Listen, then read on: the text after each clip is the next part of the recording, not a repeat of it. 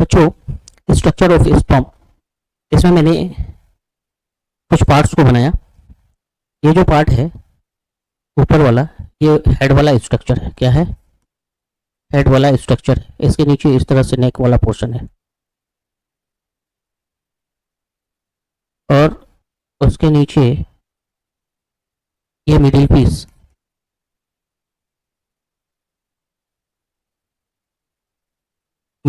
और ये वाला जो स्ट्रक्चर दिख रहा है ये टेल वाला पोर्शन है। क्या है? टेल वाला पोर्शन है। टेल वाला पोर्शन है। तो स्ट्रक्चर ऑफ स्पर्म में इस तरह से हेड वाला पार्ट है, नेक वाला पार्ट है, मिडिल पीस और टेल वाला पार्ट है।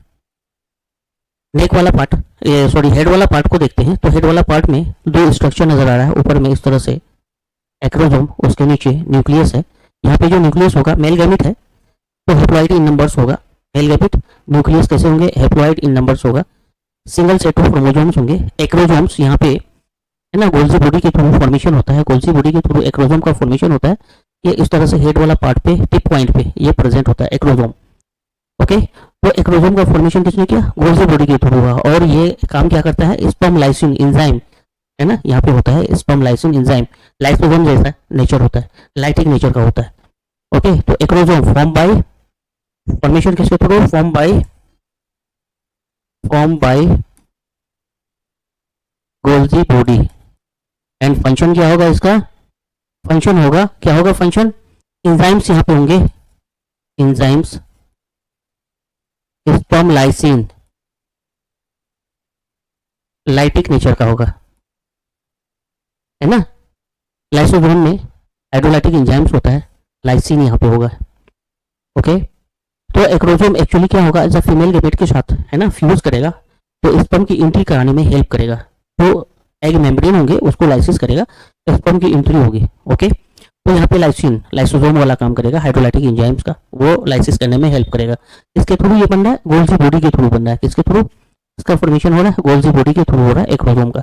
न्यूक्लियस है, हेड वाला पार्ट में ही दूसरा स्ट्रक्चर है न्यूक्लियस, जो हैप्लॉइड फॉर्म्स में होता है। क्या होता है? हैप्लॉइड फॉर्म्स में होता है। सिंगल सेट ऑफ क्रोमोसोम्स होता है एंड नंबर्स होती है।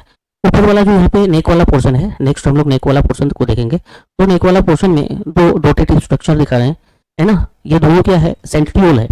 ऊपर वाला प्रोक्सिमल सेंट्रियोल है और नीचे वाला डिस्टल सेंट्रियोल है। प्रोक्सिमल सेंट्रियोल का और डिस्टल सेंट्रियोल का अलग अलग फंक्शन होता है। प्रोक्सिमल सेंट्रियोल है, ये जो प्रोक्सिमल सेंट्रियोल है इसकी रिक्वायरमेंट होती है फर्स्ट क्लीवेज के लिए, रिक्वायर्ड फॉर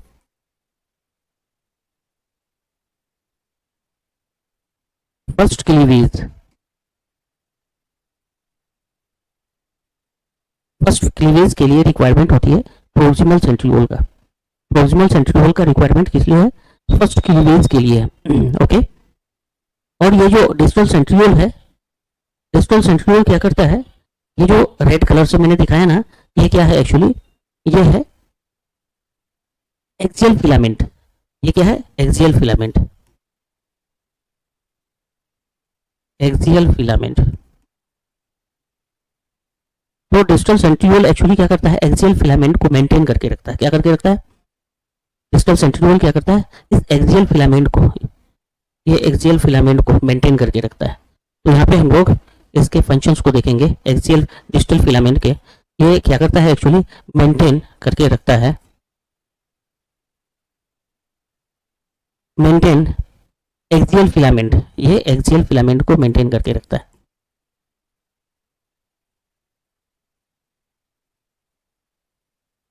एक्सियल फिलामेंट इस तरह से मिडिल पार्ट में भी है, टेल वाला पोर्शन में भी है।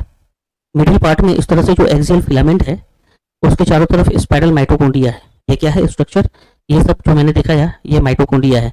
इसके अराउंड है, ये एक्सियल फिलामेंट के अराउंड इस तरह से क्या है? माइटोकॉन्ड्रिया रेप है। ये माइटोकॉन्ड्रिया इस तरह से है ना, माइटोकॉन्ड्रिया, ये माइटोकॉन्ड्रिया और ये एक्सियल फिलामेंट इस तरह से। तो एक्सियल फिलामेंट जो हमें नजर आ रहा है ये एक्चुअली क्या है? माइटोकॉन्ड्रिया के अंदर है। ये इस तरह से लपेटा हुआ है माइटोकॉन्ड्रिया, इसको एक्सियल फिलामेंट को, है ना। एक्सियल फिलामेंट का जो फॉर्मेशन हुआ है एक्चुअली किससे हुआ है? माइक्रोट्यूब्यूल से हुआ है। और ये माइक्रोट्यूब्यूल्स का जो अरेंजमेंट होता है 9+2 अरेंजमेंट होता है। क्या होता है? 9+2 अरेंजमेंट, 9+2 अरेंजमेंट। और किसका बना होता है? माइक्रोट्यूब्यूल्स का बना होता है। किसका? एमटी माइक्रोट्यूब्यूल्स, मैंने शॉर्ट फॉर्म में लिख दिया, है ना। और ये जो एक्सियल फिलामेंट है, इस तरह से एक्सियल फिलामेंट ये टेल पार्ट तक हो जाता है, और इस एक्सियल फिलामेंट के दोनों तरफ ऊपर में एक कवरिंग होती है, इसको हम लोग बोलते हैं फ्लेजिलर शीथ। इसको क्या बोलते हैं? इस शीथ को बोलते हैं फ्लेजिलर शीथ। ये फ्लेजिलर शीथ है जो एक्सियल फिलामेंट के अराउंड, ओके। और ये टेल का एंड पीस है। क्या है? End piece. ये टेल का एंड पीस है। तो ये स्ट्रक्चर ऑफ स्पर्म है, ध्यान रहेगा। स्ट्रक्चर ऑफ स्पर्म है। क्या है? Structure of sperm. इस तरह से ये सारी चीजें हैं। अब यहाँ पे ये जो टेल वाला पार्ट देख रहे हैं ना, ये एक्चुअली फ्लेजिला है। क्या है? फ्लेजिला है। तो ये फ्लेजिलर शीथ और फ्लेजिला एंड पीस। और फ्लेजिला क्या करता है? मूवमेंट कराता है। तो पूरे टेल, पूरे स्पर्म को मूवमेंट कौन कराएगा? लेसी टेल। ये मूवमेंट करता है और स्पर्म आगे की तरफ मूव करता है। इसके लिए इसका मूवमेंट है ना, लेसी जो मूवमेंट होगा, यहाँ पे एनर्जी खर्च होती है। तो ये जो माइटोकॉन्ड्रिया है ना मिडिल पीस में, ये माइटोकॉन्ड्रिया एटीपी जनरेट करता है और स्पर्म को मूव कराता है, ओके। तो इस तरह से हम लोगों ने क्या क्या देखा? टेल वाला पोर्शन देखा, नेक वाला पोर्शन देखा, मिडिल पीस, माइटोकॉन्ड्रिया प्रेजेंट है, एटीपी प्रोड्यूस होगा, टेल वाला पार्ट है ना, एक्सियल फिलामेंट है, उसके अराउंड क्या है? फ्लेजिलर शीथ है। तो ये हमारा क्या है? स्ट्रक्चर ऑफ स्पर्म है,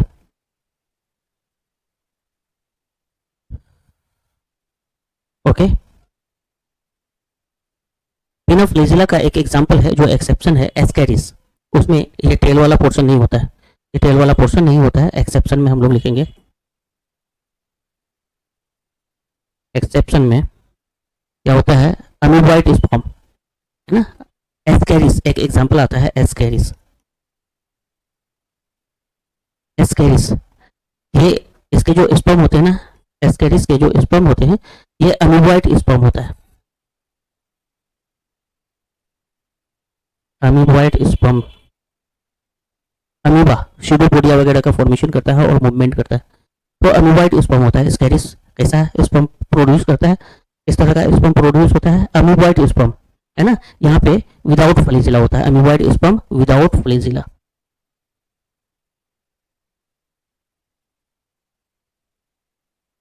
विदाउट फ्लेजिला इस तरह से होती है एस्कैरिस, ओके। तो एक्सेप्शन को याद रखेंगे, ये स्ट्रक्चर ऑफ स्पर्म है, इस तरह से स्ट्रक्चर ऑफ स्पर्म। उसके बाद हम लोग देखें hormonal control, okay. Hormonal control के बाद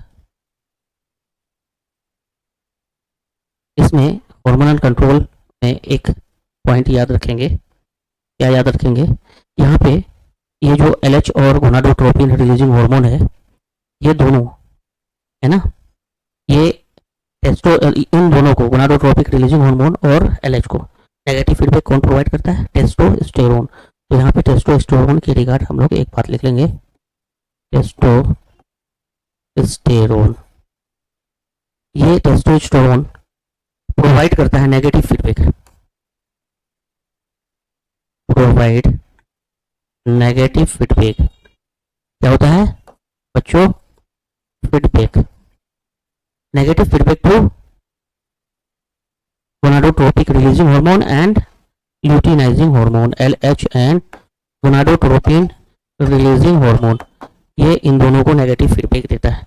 इसको luteinizing hormone and gonadotropic releasing hormone को ये इस तरह से नेगेटिव फीडबैक प्रोवाइड करता है। कौन? टेस्टोस्टेरोन, एलएच को एंड जीएनआरएच को। और ये जो एफएसएच है, ये सरोली सेल्स को टारगेट करता है, इनहिबिन हार्मोन प्रोड्यूस करता है।